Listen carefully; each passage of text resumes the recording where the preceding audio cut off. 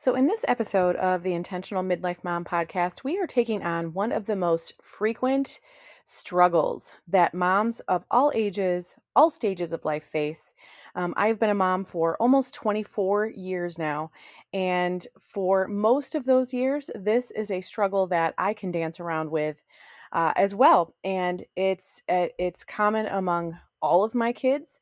And it's something that I hear about as a struggle from all kinds of women, too. So I know it's not just me. So in this episode, we are talking about what to do when your kids don't clean up after themselves. So I've got some thoughts to share on that matter, and we're going to jump in and talk about what I think in this situation.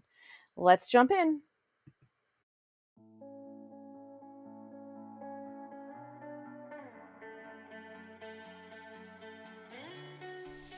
Well, hey there, I am Jennifer Roskamp, a certified life coach and homeschool mom of 9 who is passionate about helping women just like you embrace the here and now while also being focused on creating the life you actually want.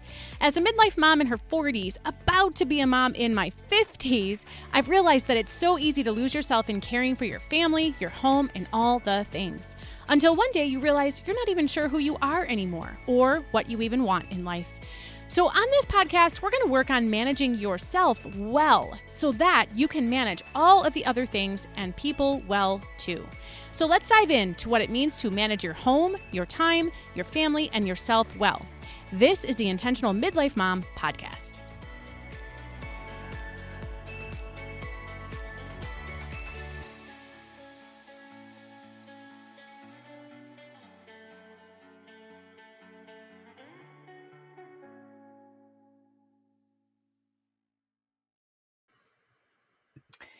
All right, so I've got 9 kids. 3 of them are now adults.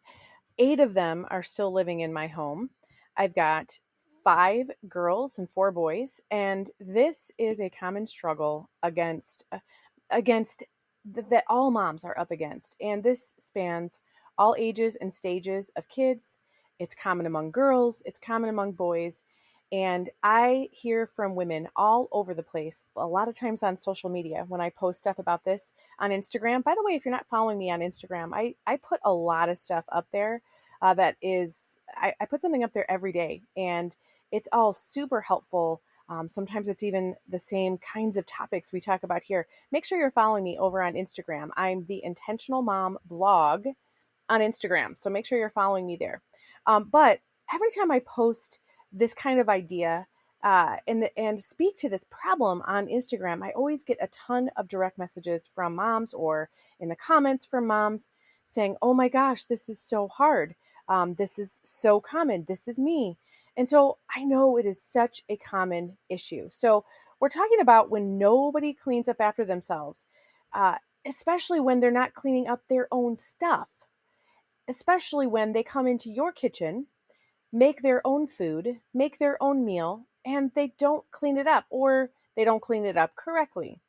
We all have those situations too where they do maybe the bare minimum, but it looks nothing like what the kitchen looked like when they came in to use it. And so this is one of those pain points that as moms we have. And so one of the times that I posted about this on Instagram, I put up a quick poll and I said, how would you handle this situation when you come into your kitchen? It was the example I just gave you. You come into your kitchen, the kids made their own meal, they got a snack, whatever it was, and they didn't clean up after themselves. What would you do? Would you A, leave it? Would you B, do it yourself? Or would you C, throw it all away? Now, this is throwing it all away is something that, man, that feels tempting when it's their stuff trailing all over the house, isn't it? And so I put this poll out there though, and I said, what would you do? And the reason I think all of these options feel right in the moment, especially when you're so frustrated. When we come into that trashed or messy kitchen, it feels so frustrating. And in that moment, I know that just sweeping it all off the counter probably feels the most gratifying and feels like the easiest answer. But really, I find that all 3 of these, not so much the throwing the stuff out. I know sometimes it feels tempting to even throw their stuff back at them, but I don't really recommend that either. So, for the most part, C is not going to be the right answer.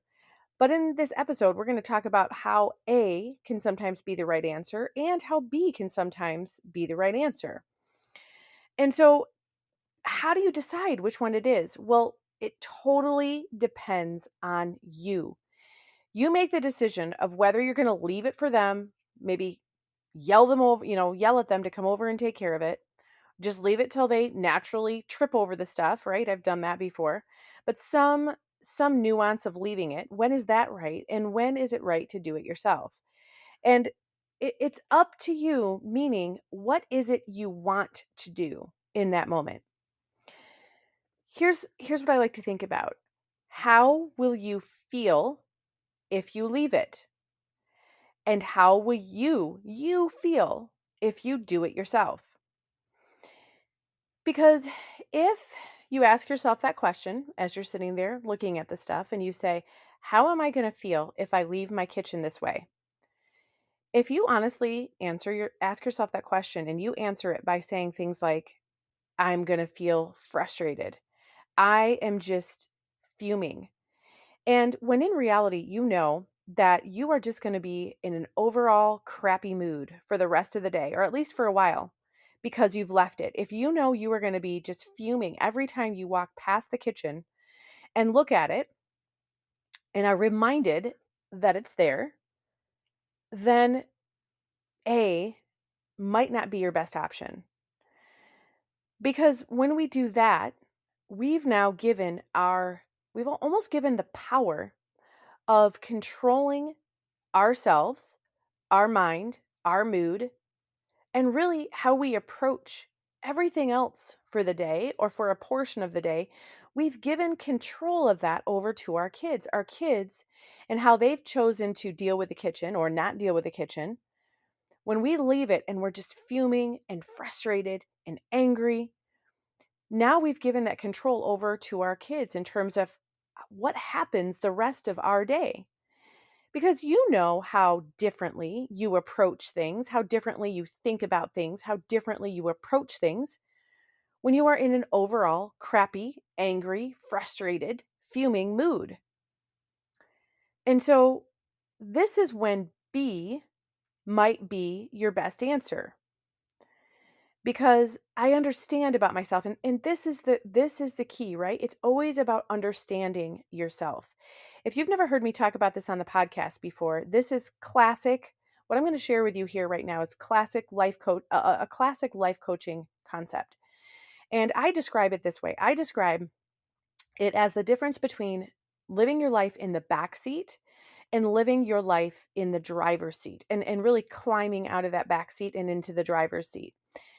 Because if you think about being in a car, you can see how that's a really good example. When you're in the back seat, you have little to no control over where you're going, what you're doing, how you're getting there, how fast you're going to be getting there, right? You are a passenger along for the ride. And a lot of women of all ages and stages of life, without even realizing it, people in general, we're in this back seat. We are just along for the ride when it comes to our lives. We feel like we just have to take what comes and accept it as is. We feel like we have little or no control or ability to improve our situation, to change our situation, to make different choices, to overcome obstacles or to overcome challenges. We feel in many ways like we're helpless, just like you are in the backseat of a car. Essentially, you're helpless in terms of getting anywhere and controlling anything about that journey and the destination. But if you contrast that with being in the driver's seat, well, you can see how now you're in complete control. You're making all the decisions. Now, there's still going to be some circumstances you can't control. You can't control the lights, you can't control how fast the other traffic around you is driving. You can't control things like detours or trains that come or any of that. But there still is many, many, many situations, and there are many, many elements that you still are able to control when you are the one driving somewhere and you're in the driver's seat. You can see how there's much more that you do control. And so back to what we're talking about here when it comes to what do I do with that kitchen? I'm just using that as an example, but it could apply to anything. My kids don't clean up after themselves. They leave their stuff all over the living room. Their bedrooms are a mess. They leave their stuff when they walk in the door from school and they drop all their stuff right there, right in front of the door. They leave their shoes all over the place, right? It's everything. But in our example, I'm kind of referring to that trash kitchen. So to be in the driver's seat means that you do recognize, how is this going to affect me? Because that's how we want to approach this situation. You want to be able to correctly discern, is it going to irritate, bother, and am I surrendering all this control if I leave it? Or am I really okay? There's going to be times where you ask yourself, again, from that vantage point of being in the driver's seat, there's going to be plenty of times where you ask yourself, how am I going to feel about this situation? And you're going to say to yourself, I honestly am going to feel just fine if this stays here. And I don't care how long it takes them to take care of this. There have been times where, and again, Instagram is where I've posted this. So Instagram is so fun because it's where you can kind of get the behind the scenes of a lot of the stuff that I talk about. Usually you'll find the behind the scenes stuff in my Instagram stories. A lot of times I share discussion points and teachings and coaching skills and all of that. I put that more in my Instagram feed, in my Instagram reels, but my stories is where you really get the behind the scenes. But there was one time where I had just cleaned the stove, and it's one of those things I just don't like doing. And so I had just finished cleaning the stove and I came back into the kitchen, and within a short time, I don't know if it was quite an hour, but it was within that same day for sure, when I came in and somebody made an entire mess of the stovetop. And it wasn't when, those times where you're making something and you can't really help that maybe the oil or the butter is kind of, you know, flying out of the pan and kind of splattering all over. There's those times, but there's also the times where when someone's cooking and they just literally pay no attention to trying to be neat at all. They're going to scoop their food out and they scoop it out of the pan and half of it slobs all over the stove top or maybe down the side of the pan, and then ultimately makes it onto the stove top. And they've been careless.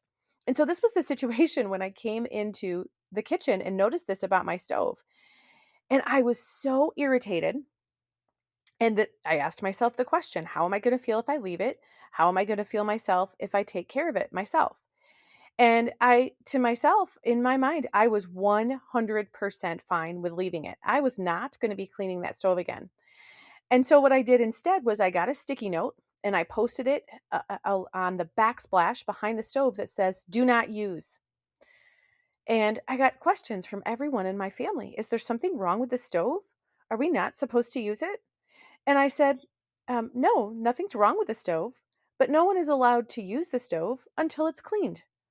And that sticky note stayed there for days.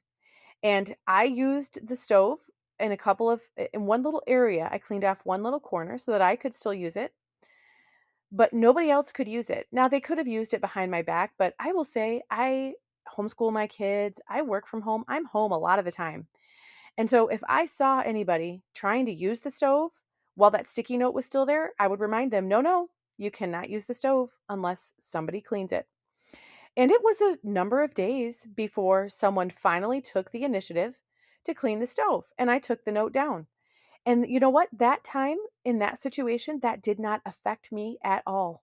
And it especially didn't affect me at all because I decided, you know what? I'm still going to use the stove. But everybody else can sit around and wait for either A, the person who made this mess to take care of it, or B, someone else can just decide to take one for the team and clean the stove so that we can actually make food appropriately. I did not make here's the cool thing too, right? I did not make any meals on the stove during that time. In fact, I think I made no meals at all, saying, "I'm sorry, I don't have a stove to make a meal. You're going to have to figure something out for yourself."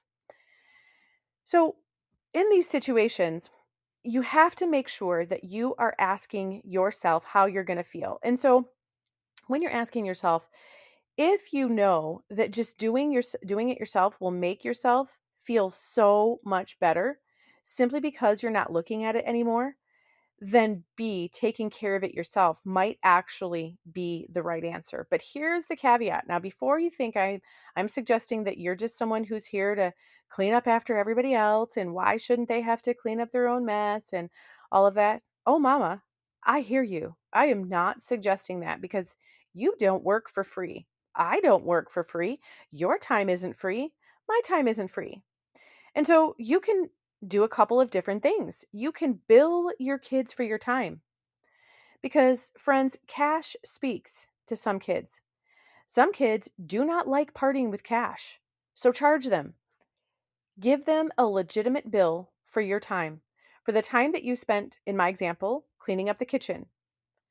Give them a legitimate bill that details what you did and how long it took you, what you get paid per hour, and therefore the amount that they owe. So you might be saying, well, my kids don't have cash. Or maybe that just isn't the approach that you want to take for some reason. Again, you don't work for free. And so in this case, I suggest that you still charge your kids for your time, but they're working off your time. They're doing things for you that they would not normally have done. They're taking jobs and tasks off of your list. And make sure that you are giving your kids the tasks you really don't want to do. And also, make sure that you sit right by them with your feet up and letting them know just how much you appreciate that they're taking care of this for you. I remind my kids in these kinds of situations, but also outside of these situations, that everybody lives here. We live here as a team. We also work here as a team.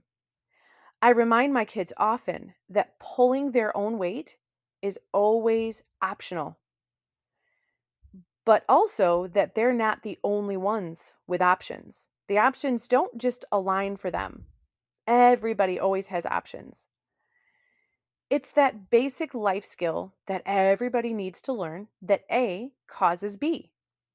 It's that concept of I choose things, I choose to do things, I choose to not do things, I choose my behaviors, and there's consequences as a result.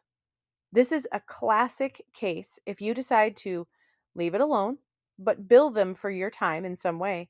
This is a classic opportunity for, again, very calmly, very matter of factly. And sometimes I can even explain and say, nobody goes to work for their boss and expects to work for free. That's not how the world works. You're not going to expect that either. Now, of course, if you're volunteering your time, that's different. But if you're actually going to work with the assumption and the promise that you're going to get a paycheck, well, the same is true for me. You left the kitchen in this way. This isn't the way that it belongs. And so you communicated, the assumption was that someone would take care of this or someone would live in it this way. And I'm not I'm not wanting to live in it this way. So I could only assume then that my job was to clean up the kitchen. But here's how much I make. Here's how long it took me. So before you're allowed to have the car, or before I'm going to take you to your next activity, that bill will need to be paid. So it can be so frustrating when you find yourself in a situation like this. But again, the key should be determining how you feel about it in either circumstance. And sometimes you need to kind of try to envision yourself. How am I going to feel when I walk past this kitchen so many times today? How am I going to feel when I come into the kitchen and want to make a meal? That's something else that sometimes we do as well. Where when the kitchen is left in an inappropriate way, well, maybe I had something planned for dinner and it will come to be nearish to dinner time. And one of my kids might say, what's for dinner? And I'll say, I don't know. We're not able to have the dinner I planned on because I can't make the dinner in this kitchen. So and so left the kitchen this way, or somebody left the kitchen this way. And so I'm not able to cook anymore today. So you guys will have to figure out what's happening with dinner and what's happening with this kitchen. Then it gives everybody the opportunity to be frustrated and to share in my frustration, which can then also kind of make ownership and taking responsibility. You've got more people kind of on your team requiring that the person who made this infraction take ownership and responsibility and fix the problem